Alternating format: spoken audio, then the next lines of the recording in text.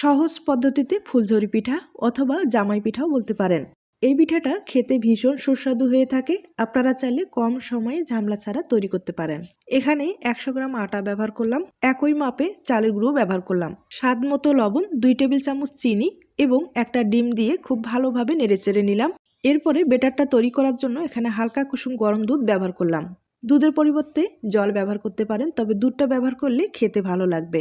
আর দুধটা অবশ্যই কিন্তু হালকা কুসুম গরম যেন থাকে সেভাবে ব্যবহার করতে হবে, তাহলে ভালো কিন্তু একটা রেজাল্ট আসবে। আর প্রত্যেকটা পিঠায় সমান হবে, দেখতেও ভালো লাগবে। এখন বেটারটা কিন্তু আমি 5 মিনিটের মতো একটু রেস্টে রেখেছিলাম। এরপরে আবারও কিছু সময় একটু ফেটিয়ে নিলাম। আর বেটারের ঘনত্বটা হয়তো আপনারা দেখে বুঝতে পেরেছেন। এখন যেটা করতে হবে, আমি কিছুটা বেটার একটু আলাদা করে নিলাম আর কালো জিরা দিয়ে দিলাম। যদি আপনারা কালারিং জামাই পিঠা খেতে চান সেক্ষেত্রে সামান্য পরিমাণে ফুড কালার ব্যবহার করতে পারেন। আমি 2 ধরনের আপনাদের দেখিয়ে দিচ্ছি, আপনাদের যেভাবে পছন্দ সেভাবে কিন্তু তৈরি করে খেতে পারেন। এখন পিঠাগুলো তৈরি করে নিতে হবে আর একটা ছাঁচ লাগবে। আমার মনে হয় কম বেশি এই ছাঁচগুলো সবার কাছেই আছে, তাই এই ছাঁচ দিয়ে খুব সহজেই কিন্তু আপনারা পিঠাগুলো তৈরি করে নিতে পারেন। এখন আপনাদের পিঠাগুলো তৈরি করে দেখিয়ে দিচ্ছি। দেখতেই পাচ্ছেন প্রত্যেকটা পিঠায় কিন্তু সমান হবে, কোনো রকম আঁকা বাঁকা হবে না। আর পিঠাগুলো দেখতেও কিন্তু ভীষণ ভালো হয়ে থাকে। এবার যে ফুড কালারটা ব্যবহার করলাম সেটাও কিন্তু একটা তৈরি করে দেখিয়ে দিলাম।